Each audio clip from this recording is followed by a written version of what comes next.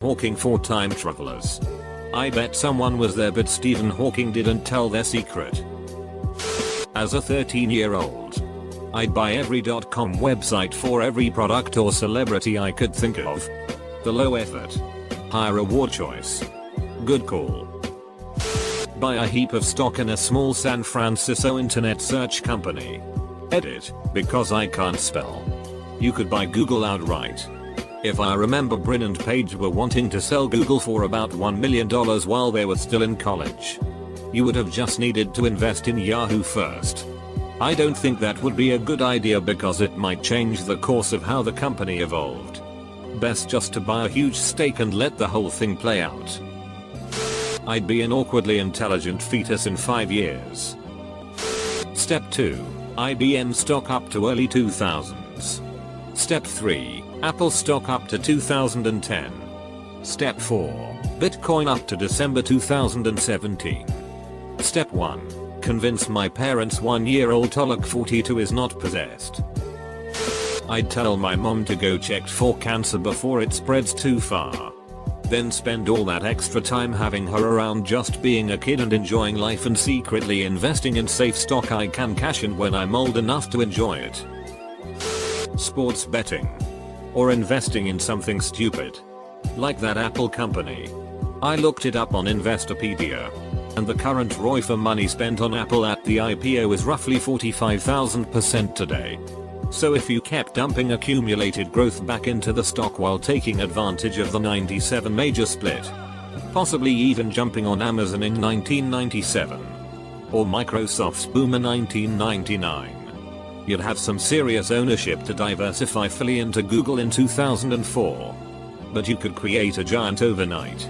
Since by then the whole stock market would be following you like Warren Buffett. You could be a trillionaire by now. To that end, I'd stay off of sports betting and such because it would really turn your good business instincts into a nationwide "wait, what the duck is going on with this dude?" Invest $1,000 in Bitcoin around launch. Sell when it peaked at 19k in DEC. 2017. By May 2010 when it was 0.01 per coin. Laugh at family when they tell me I need a job. Maybe start an art studio. 1.9 billion. I joined the Tres Comma Club. Why would you only invest $1,000? 2010. I'd probably have like £150 I could invest. I'd need to go get a weekend job during school so I could invest more than that. Knowing what I know now, I don't want to take control of the world. I would spend more time with my dad. The biggest problem I have is that I can't remember everything precisely enough. I don't remember a single terrorist's name except Khalid Sheikh Mohammed and Bin Laden. This means it'll be incredibly difficult to stop 9/11. I can't remember what year eBay or Google was founded off the top of my head. So there's little chance I'll find the right people to do an startup investment. Also, what if I accidentally buy out someone critical in the development of the company and they end up doing something else? I don't remember what year what disaster occurred. Much less the day and month. Fukushima. The Pacific tsunami. Even the London apartment fire. Which was recent. It would probably be awful. Trying so hard to change terrible events and also be careful about investing properly without breaking something. Edit. I think what some people are missing is this. Do you recall only from memory? When Google got big. eBay? etc. Unless you have a lot of capital. Buying into it when it first goes public requires a lot of money.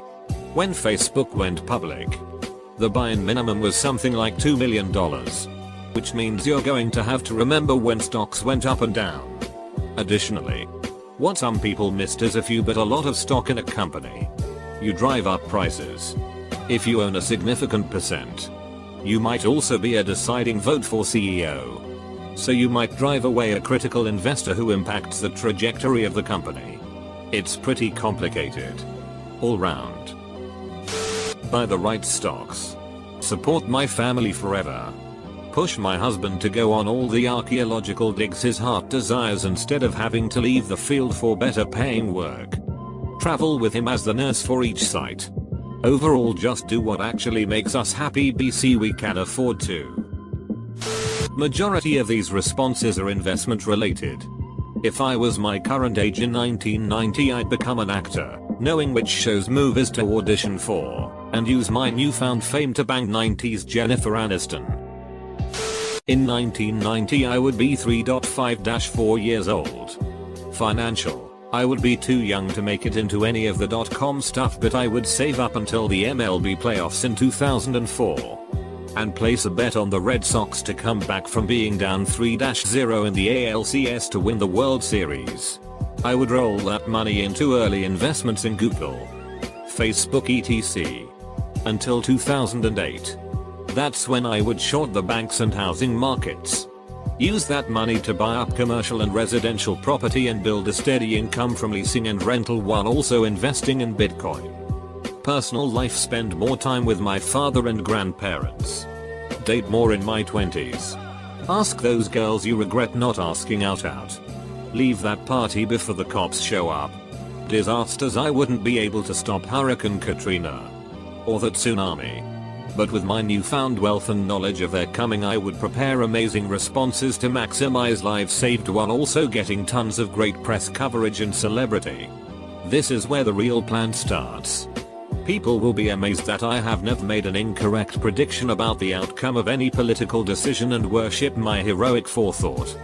They will beg me to run for president and they will throw me a parade the day I dissolve the Senate and crown myself dictator of the world.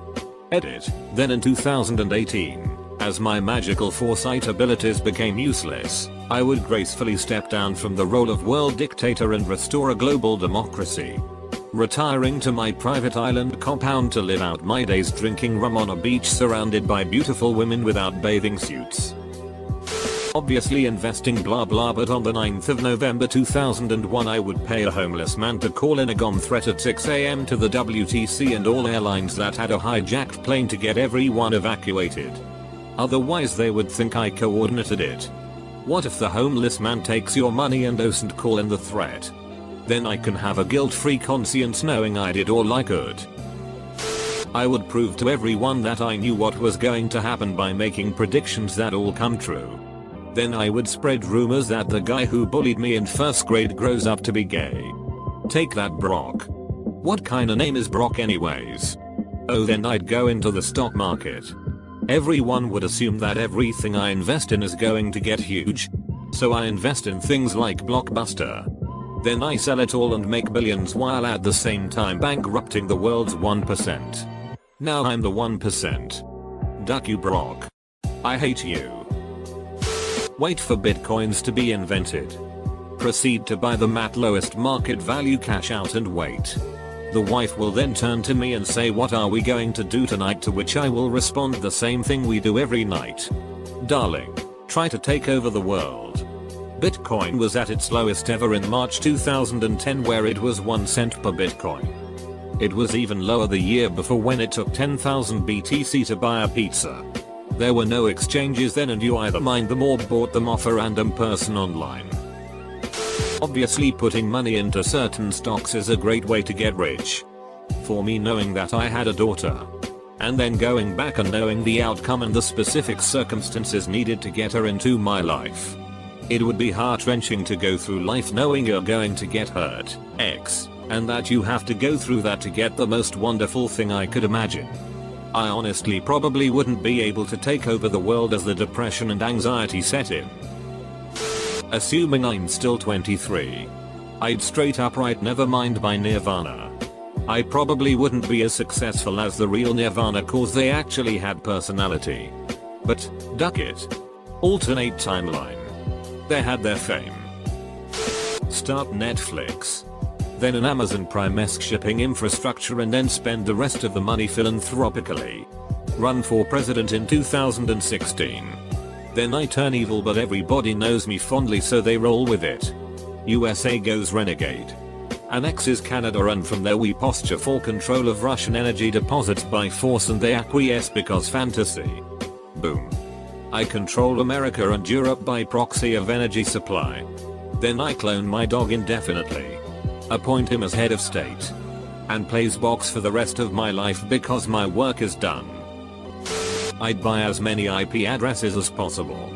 Then set up DNS servers. Also invest in AOL. Sell before the .com bust. Invest in Google later on. And then sit back and wait. I should have bought an IP address back then. Well, considering that 1991 marked the collapse of the Soviet Union, I prevent this from happening by launching a coup against Gorbachev. And then invade West Germany. Then the rest of Europe. Then the United States. Since I'm a front-end developer familiar with both, I'd invent a popular front-end JavaScript framework and call it React or AngularJS. I'd warn my aunt to get checked earlier and maybe she might be able to beat cancer this time. I really don't care about the money I could get with the knowledge I'd have. I'd just like to spend more time with her. Take control of the world? Bruh. I'll be happy to just make it through middle school without being a total dweeb this time around. Create the first smartphone. I presently know electronics well enough to enjoy playing with a Raspberry Pi. Start working towards MP3 equals type compression immediately.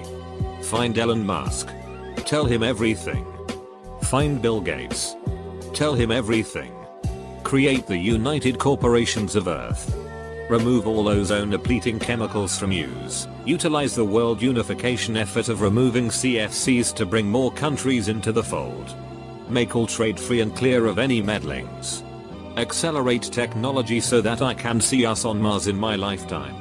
Tag every species due to become endangered in the next 20 years and study the hell out of them. Try to save as many as possible. Learn how we lost those creatures without knowing until it was too late. Abolish using wood and paper products for anything other than wiping your ass. All buildings should be built with concrete and steel. Abolish air conditioning. Utilize intelligent design to create homes and buildings that do not require AC. Look at termite mounds to get an idea where this idea originates. Abolish combustion as a means of creating energy for use. We already had most of the tech for batteries and whatnot available then. Just not progressed as far as today. I would push back then to get that tech to where it is today. But then, somehow no one has tried to stop 9/11. So I'll go with that. But all our first thoughts was stocks and money. Including me. Good job, Reddit. I've thought about whether a time traveler could stop 9/11. I'm not sure they could. I mean, you call up the FBI to tip them off about 9/11. And they'll want to know how you know. And what are you going to tell them? I think you'd wind up getting arrested yourself. Unless you came up with a really good cover story.